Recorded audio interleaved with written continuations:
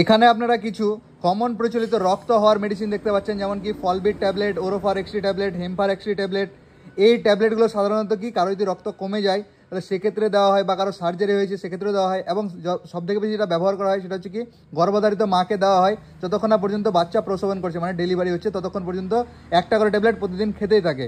ঠিক আছে, তো এই যে ট্যাবলেটটা আছে, প্রথমে যে ট্যাবলেটটা আছে ফলবিট, এতে যে কম্পোজিশনটা আছে সেটা হচ্ছে কি ফলিক অ্যাসিড 5 mg।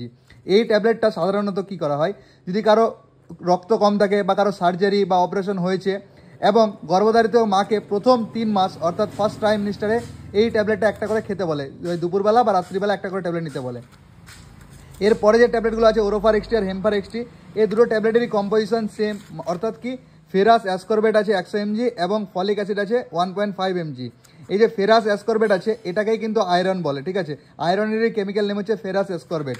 এই ট্যাবলেটটা অর্থাৎ মানে দ্বিতীয় এবং তৃতীয় ট্রাইমিস্টার অর্থাৎ কি চতুর্থ মাস থেকে নিয়ে বাচ্চা ডেলিভারি হওয়া পর্যন্ত এই একটা করে ট্যাবলেট প্রতিদিন খেতে বলে। যদি কারো রক্ত প্রচুর কম থাকে কোনো গর্ভধারিত মায়ের, তাহলে সেক্ষেত্রে কিন্তু এই ট্যাবলেটটা দুটো করে খেতে বলে, সকালে একটা রাত্রে একটা। আর এমনি সাধারণত ইন জেনারেল এটা কিন্তু গর্ভধারিত মাকে খেতেই বলে প্রত্যেক দিন একটা করে, যতদিন না পর্যন্ত বাচ্চা হচ্ছে। এছাড়াও এই যে ট্যাবলেটগুলো আছে এই ট্যাবলেটগুলো ব্যবহার করা হয় যদি কোনো পেশেন্টের প্রচুর রক্ত কম থাকে, হিমোগ্লোবিন কম থাকে, হিমোগ্লোবিন লেভেল, তো সেক্ষেত্রে ব্যবহার করা হয়। কারো যদি সার্জারি হয়েছে, ব্লাড লেভেল কমে গেছে, ঠিক আছে, সেক্ষেত্রে দেওয়া হয়।